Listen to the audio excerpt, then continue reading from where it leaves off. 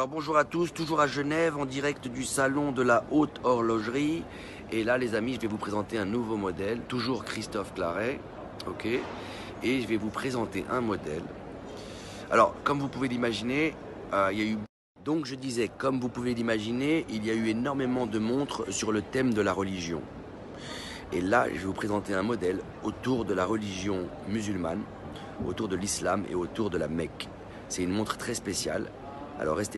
J'ai la chance d'avoir Christophe à côté de moi et il va nous expliquer en personne, lui-même, l'histoire de la montre Mecca. Alors Christophe, explique-nous, dis-nous. Alors, en fait, c'est la première montre avec un mirascope au centre de la montre. Et dans ce mirascope, j'ai voulu reproduire la Kaaba qui sort de la montre par l'effet du mirascope. Ah oui, on la voit très bien là. Et en fait, pour rendre le côté mystique de ce monument, dans la religion musulmane. Et pour moi, c'était très important tu vois, là, de il réaliser rentre, ça. Là, il rentre. Donc là, on la voit au fond. Ouais. Et en fait, elle est multipliée voilà. par 2,5 quand elle sort, par un effet optique.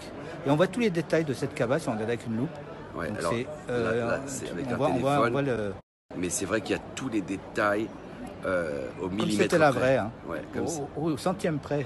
Alors parle-nous de la prouesse technique de cette montre. Alors en fait, la prouesse c'était de réaliser déjà un mirascope, parce que c'est très complexe de réaliser un mirascope de cette dimension, parce qu'il y a beaucoup de diamètres. Pour arriver à réaliser un mirascope est très complexe, parce qu'il y a de nombreux rayons différents, et quand on le réalise avec une décolleteuse, il faut arriver à combiner tous ces rayons et après polir en miroir ce mirascope, et pour que le résultat après fait qu'on a ce résultat donc de reflet. Si c'est pas parfait, et si tous ces rayons, donc c'est un calcul mathématique très très pointu, et si on ne combine pas toutes les pièces dans le monde, voilà, il y aura qui est l'âge du prophète Mahomet sallallahu alayhi wa sallam. Okay. 63 pièces au total pour ce modèle. Formidable. Ensuite, tu peux la retourner. Alors à l'arrière, on retrouve la Kaaba au centre, qui est fixe au centre, mais quand on fait tourner le rotor, en fait, on a une métallisation des personnages, une métallisation des personnages qui tournent autour de la Kaaba, et eux-mêmes représentent le monde, donc les différents continents.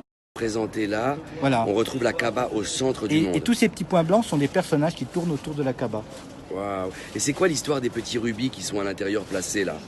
Le bleu, tu m'as dit, il y avait un rubis noir et rouge. Alors, c'est de l'autre côté. Raconte-moi. On a un diamant blanc et un diamant noir. Voilà, Pourquoi un diamant blanc et un diamant noir? Parce que sur la Kaaba, un emplacement, il y a une pierre qui a un très, très grand symbole musulman. Et cette pierre, en fait, le Coran dit qu'elle était blanche quand elle est... Un spécial coup de cœur pour la Mecca de Christophe Claret, avec ce système d'hologramme magnifique où la Kaaba apparaît en 3D. Un peu comme de la réalité augmentée, comme un hologramme. Voilà, mais j'espère en développer d'autres autour du thème de la religion avec Christophe dans l'avenir, donc restez bien branchés. Mais déjà, celle-là, c'est quelque chose. Hein. Voilà les amis.